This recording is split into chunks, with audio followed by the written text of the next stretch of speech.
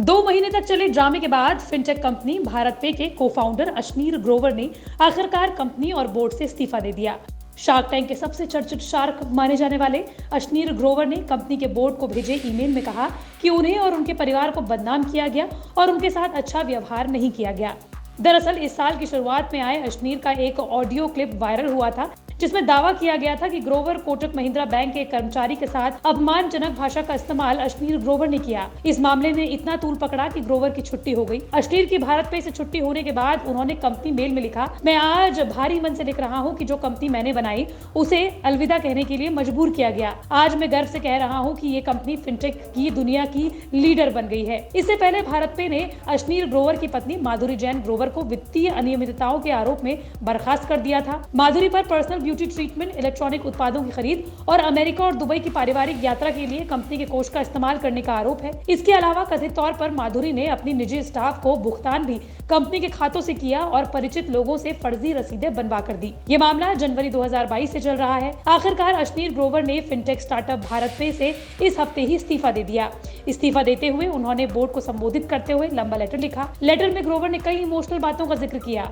उन्होंने लिखा कि वो जिस कंपनी के फाउंडर्स में से एक रहे, उससे बाहर निकलने के लिए उन्हें मजबूर किया गया। हालांकि कई तथ्यों को देखें तो कुछ अलग ही कहानी पता चल रही है। बिजनेस टुडे की रिपोर्ट में लिखा गया है कि ट्रैक एक्सेंस से मिले डिटेल्स के मुताबिक ग्रोवर भारत पे के फाउंडर कभी थे ही नहीं। इस फिनटेक कंपनी को भाविक कोल्डिया और शाश्वत नकरानी ने मिलकर मार्च 2018 में इनकॉर्पोरेट किया था। भारत पे को 1 लाख रुपए के इनिशियल कैपिटल के साथ शुरू किया गया था। IIT दिल्ली से ड्रॉप आउट नकरानी और अमेरिका में 1 दशक काम कर चुके कोल्डिया ने मिलकर रेजिलिएंट इनोवेशन की स्थापना की, जो भारत की पेरेंट कंपनी है। इस तरह भारत पे से जुड़े अशनीर ग्रोवर भारत पे के शुरुआती दिनों में कोल्डिया के पास सबसे ज्यादा हिस्सेदारी थी, लेकिन बाद में वो अपनी पूरी हिस्सेदारी बेचकर कंपनी से एग्जिट कर गए। जुलाई 2018 में ग्रोवर के पास भारत पे की 31.9% हिस्सेदारी थी। इस तरह देखें तो तकनीकी तौर पर ग्रोवर भारत पे के को-फाउंडर नहीं है। वहीं शाश्वत नकरानी ने हाल ही में कहा कि भारत पे उनका अपना ब्रेन चाइल्ड है। कॉलेज के दिनों में जब उन्होंने एक वेंचर bookmyhaircut.com की शुरुआत की थी, तभी उन्हें भारत पे का आइडिया आया था। हालांकि ग्रोवर भले ही भारत पे के को-फाउंडर्स में से एक नहीं हो, लेकिन एकदम शुरू से कंपनी के साथ हैं। भारत पे की सफलता में ग्रोवर के योगदान से इनकार भी नहीं किया जा सकता। लेकिन शार्क अशनीर विवाद में आए कैसे? दरअसल जनवरी के पहले हफ्ते में ट्विटर पर बोंगो बाबू ने एक साउंड क्लाउड लिंक का ऑडियो क्लिप पोस्ट किया था। इसमें अशनीर कथित रूप से कोटक बैंक के कर्मचारी को फोन पर धमका रहे हैं। वो नायका के IPO में शेयर नहीं पाने से नाराज थे।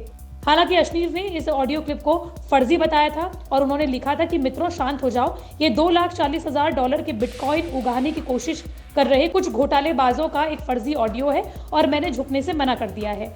हालांकि अशनीर सोनी के शार्क टैंक में बतौर निवेशक अभी भी नजर आ रहे हैं। दिल्ली के रहने वाले अशनीर ग्रोवर ने IIT दिल्ली और IIM अहमदाबाद से पढ़ाई की। अशनीर ग्रोवर का जन्म 14 जून 1982 को दिल्ली में हुआ। अशनीर एक समृद्ध और शैक्षिक बैकग्राउंड वाले परिवार से ताल्लुक रखते हैं। उनके पिता एक चार्टर्ड अकाउंटेंट और माँ एक शिक्षिका रही हैं। इसलिए उन्हें कभी भी सामाजिक और आर्थिक रूप से किसी भी तरह की समस्या का सामना नहीं करना पड़ा। भारत पे से पहले निष्कासित हो चुकी उनकी पत्नी माधुरी जैन से उनका एक बेटा और एक बेटी है, जिनका नाम एवी ग्रोवर और मन्नत ग्रोवर है। रिपोर्ट्स के मुताबिक ग्रोवर के पास करीबन $90 मिलियन की संपत्ति है। साउथ दिल्ली के पंचशील पार्क जैसे पॉश इलाके में अशनीर ग्रोवर का आलीशान घर है। बताया जाता है कि उनका मकान करीब 18,000 वर्ग फुट में है। एक अनुमान के मुताबिक इस घर की कीमत सिर्फ 30 करोड़ रुपए हो सकती है।